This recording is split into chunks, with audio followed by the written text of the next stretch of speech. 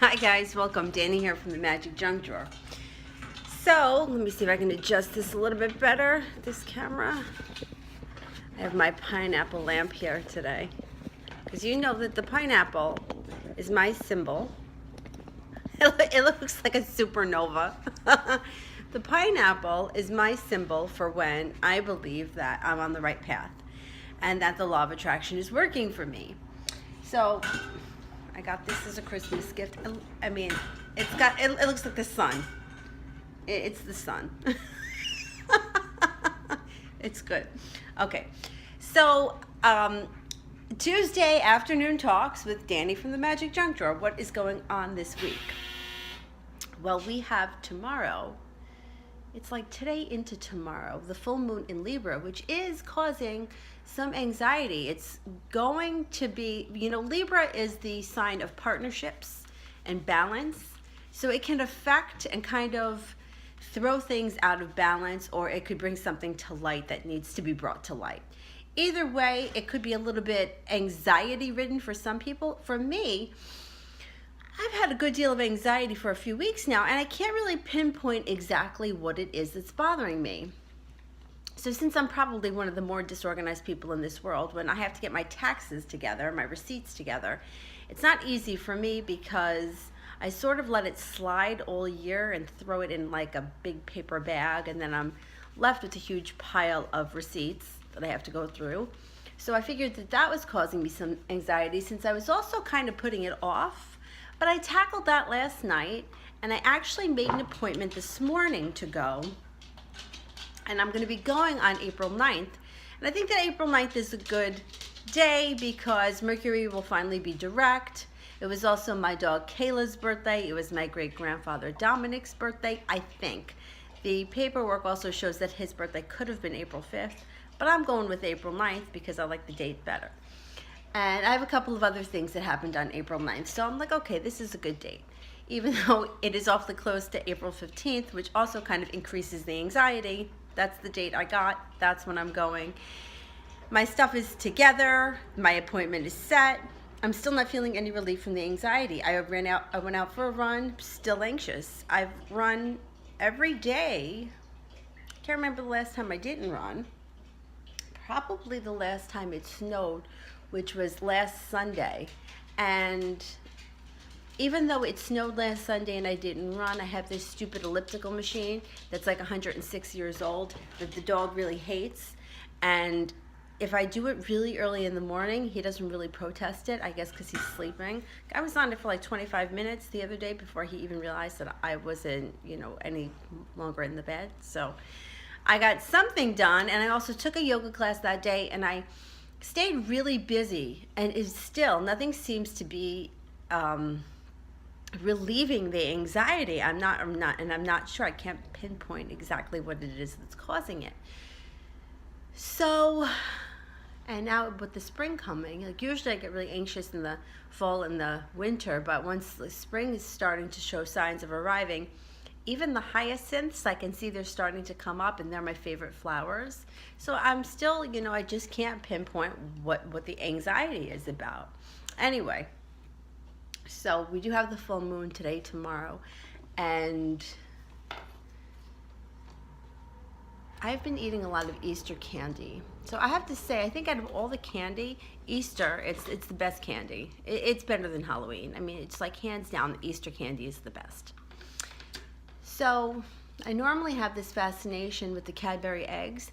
I really don't think that it's necessary, though, that they color it orange like there's a yolk in there, because the yolk is the most gross part of the egg, in my opinion. So I think that they should just leave it, like the cream color. I would be okay with that. I don't love the orange color, but I eat it anyway. Anyhow, so this is what happened yesterday. It's a long story so far for me to get to the pineapple.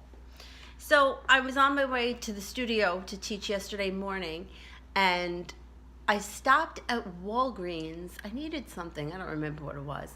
But anyway, when I got to the cashier, they had the Russell Stover's eggs that I've been like dying for. So I think The strawberry ones are the best because they're covered in milk chocolate. Raspberry's good too, but it's covered in dark chocolate, and I prefer milk chocolate.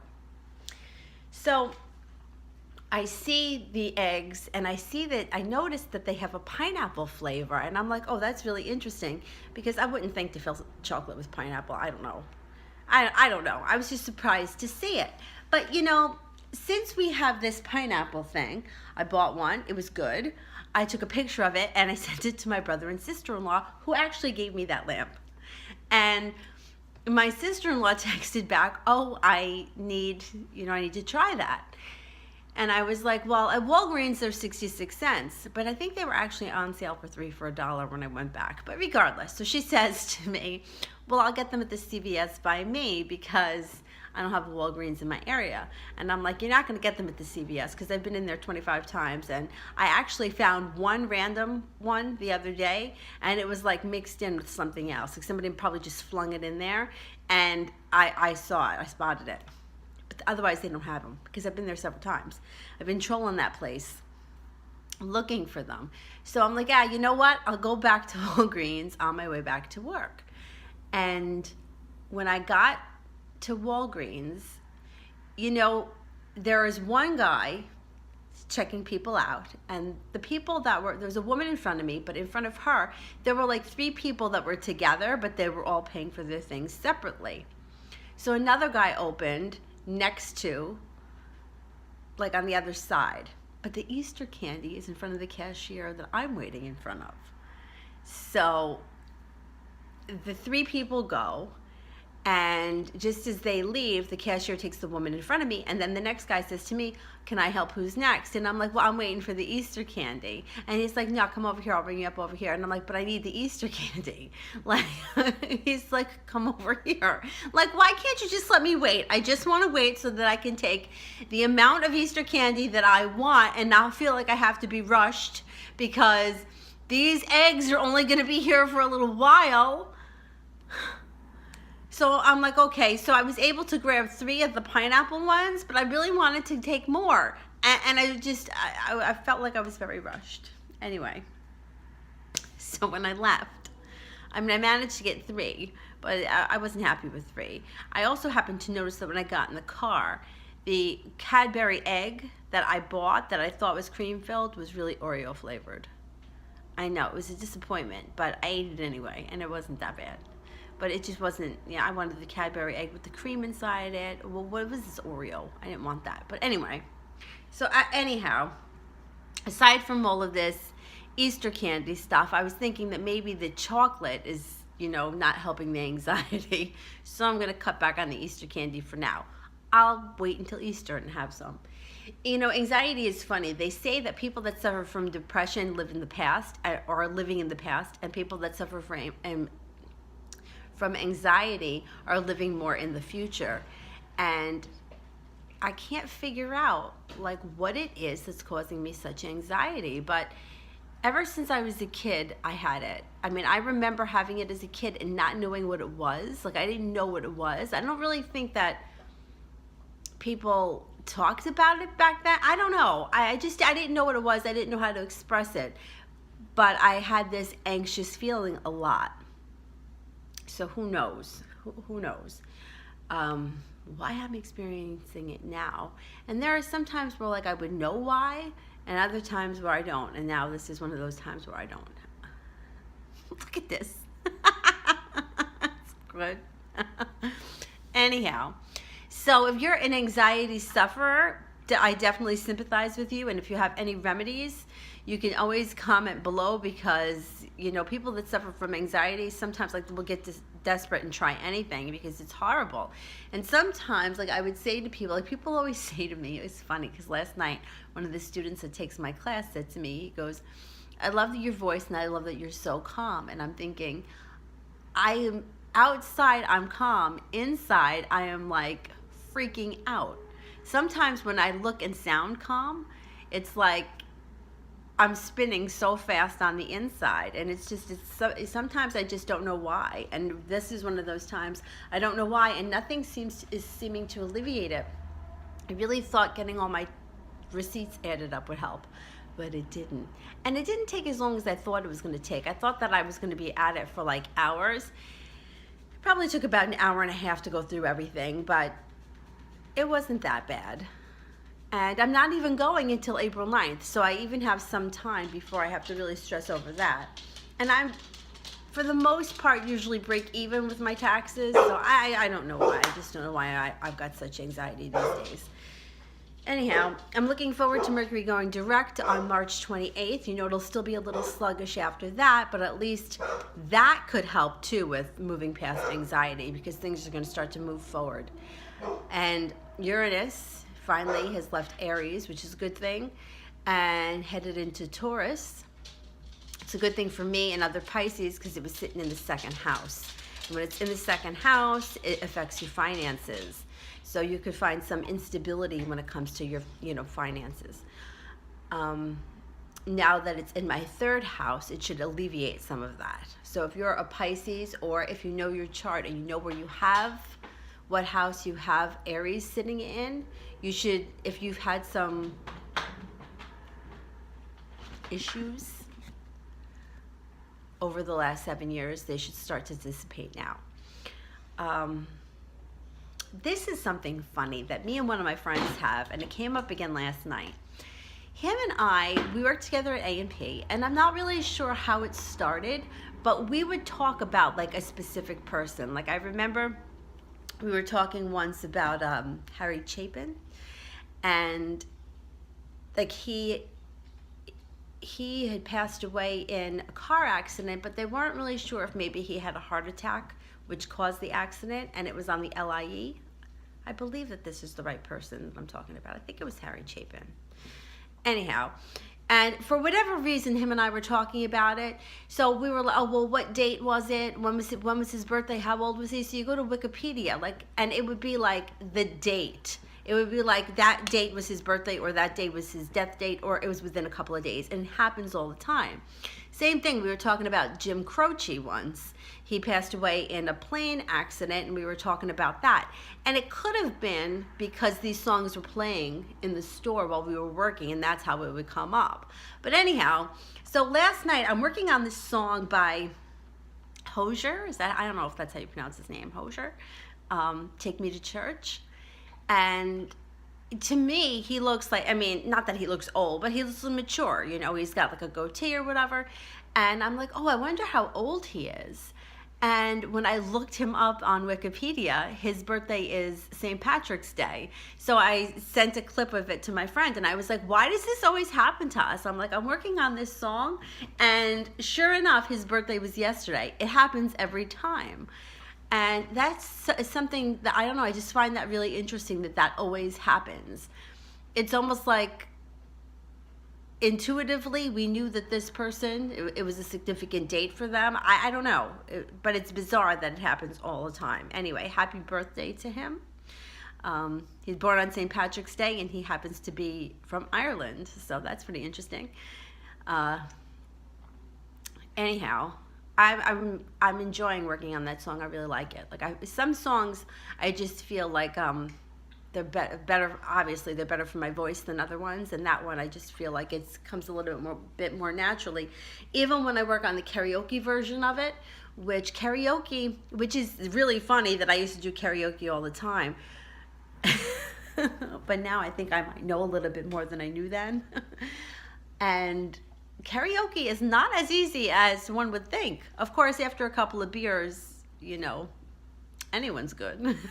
But the karaoke music is usually different, and sometimes it's hard to exactly find the notes. When you know the notes that you should be singing and I don't know, the karaoke version's usually weird. Anyway, the karaoke version that I found for this song, I felt like it was pretty good.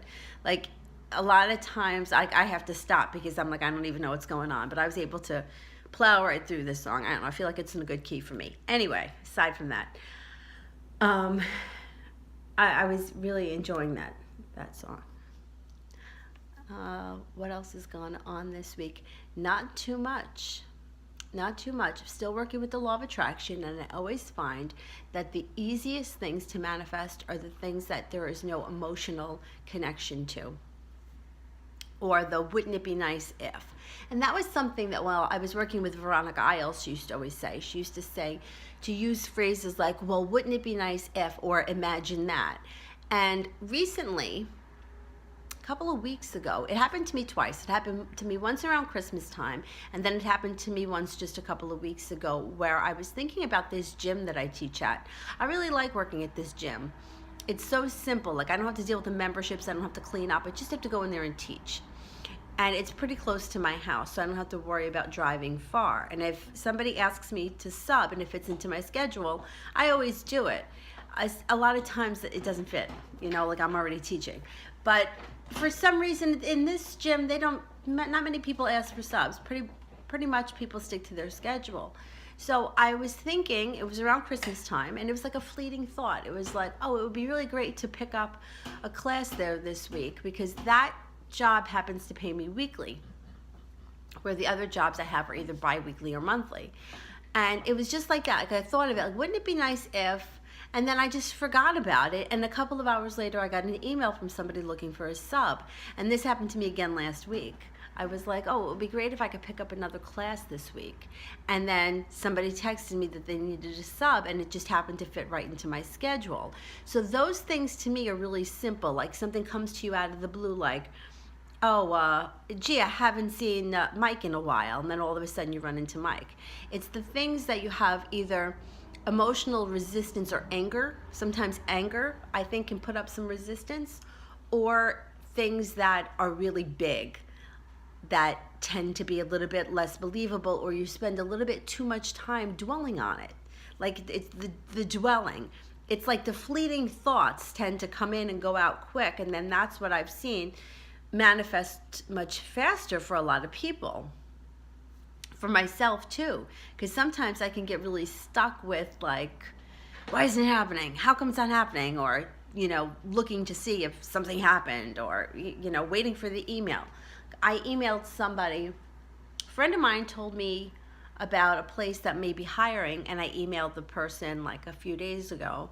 And sometimes those like waiting to hear back from them. Why haven't they responded? That kind of stuff, waiting for a job. Sometimes there's more desire or want, or it's harder to let go of it. And I feel like the harder it is for you to let go of it, and the more you keep thinking about it, the further you're pushing it away. And then, once you forget about it and you're off doing something else, that's when you get the email or the phone call. It always happens like that, in my experience. And I've seen that happen for a lot of people like that.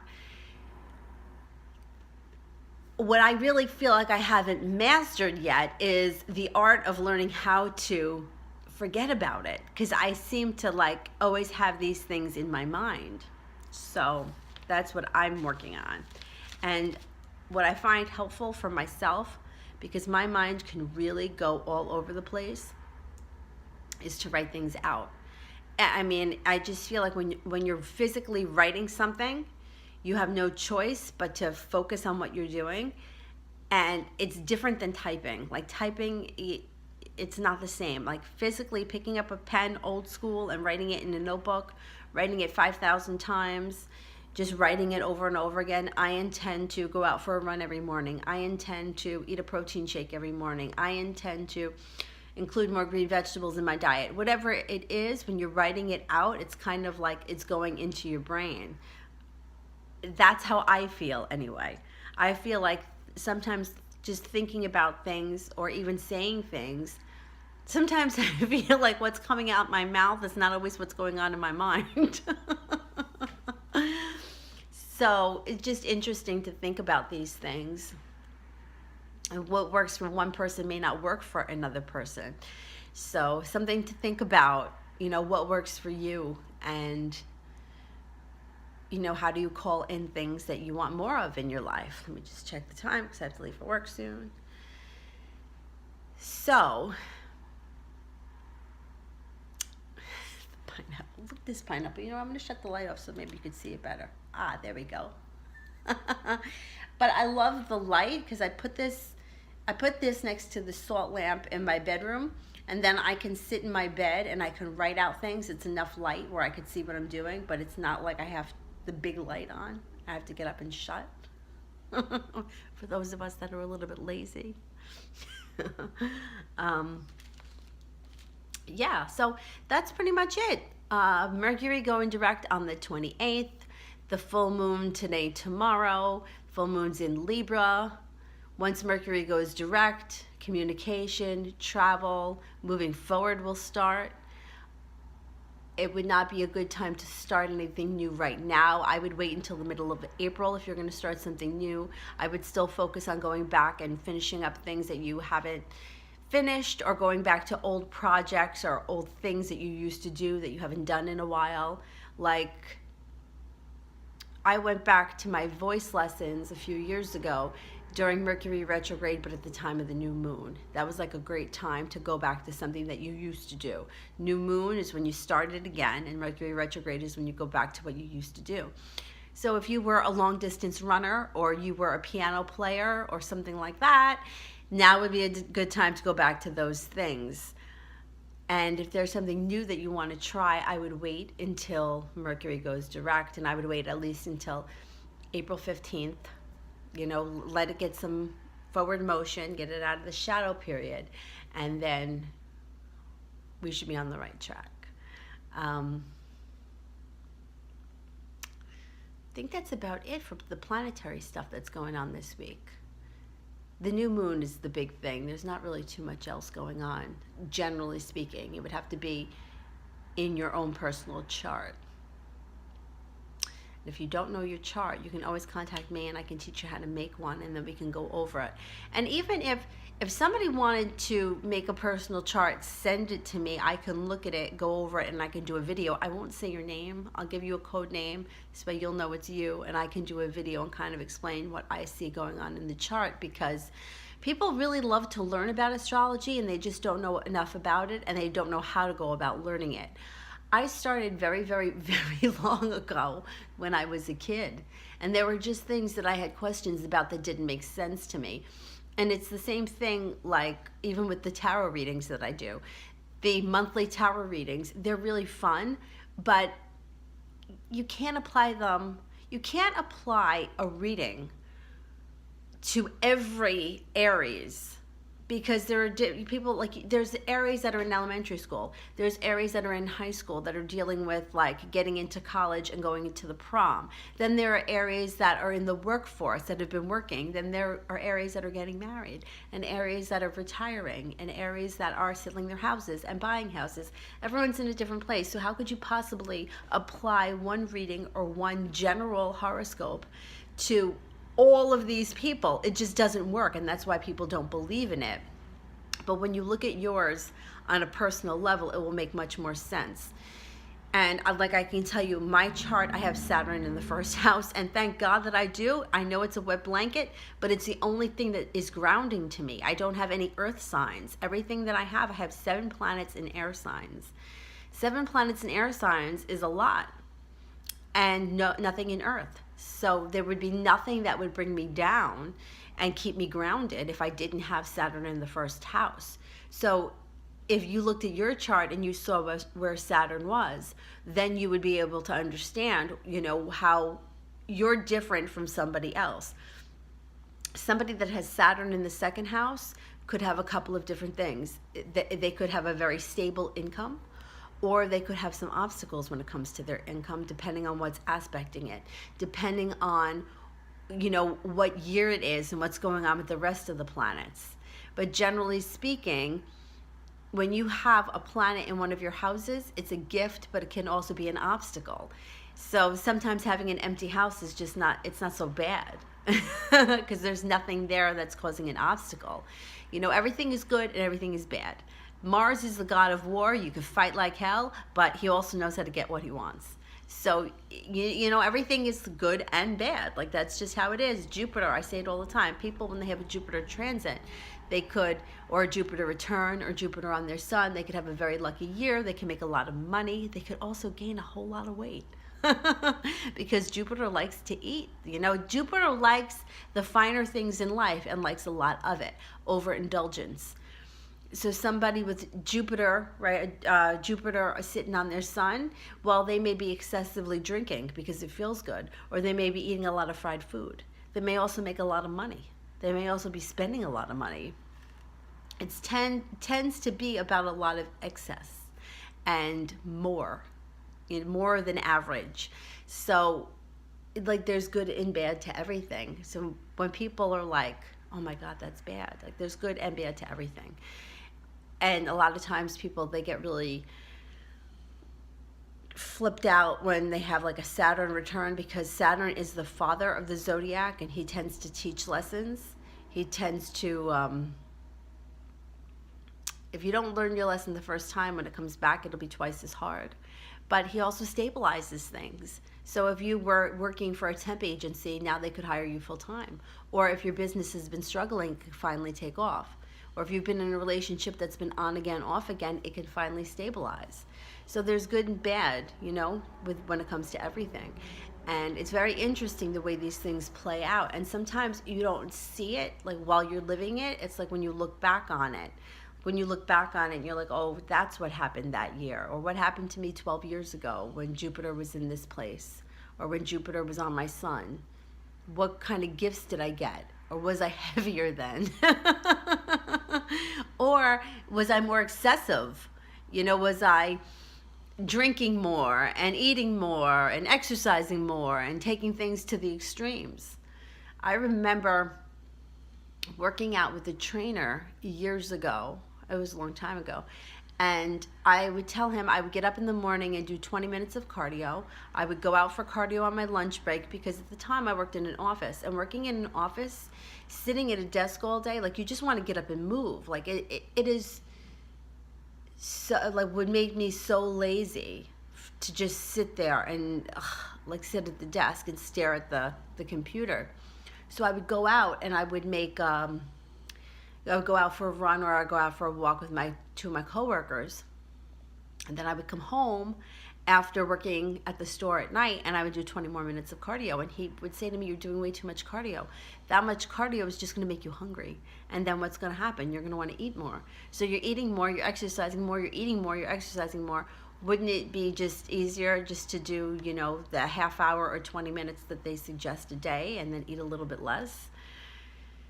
So it's always like, everything's like a trade-off. Sometimes you think you're doing the right thing, or you think that you're on the right track, and then someone's like, you're just doing too much. Like you're just spinning yourself in circles. So sometimes Jupiter can do that. So, everybody, and it affects everybody differently. All right, I have got to get ready to go to work, which means I have to do something with my hair and take off the blue wig, because I can't go to work with this wig on, even though I think this one's my favorite because I love the color and I like the style of it. Although I like the green one too. I like the green one. I really like them all, but I think that this one's probably my favorite. All right, guys, if you like what we're doing here at the Magic Junk Drawer, don't forget to like and subscribe. Share us with your friends. And if you have any questions, you want to email me, leomoon2588 @gmail.com. Thanks for watching, and we'll see you soon. Bye.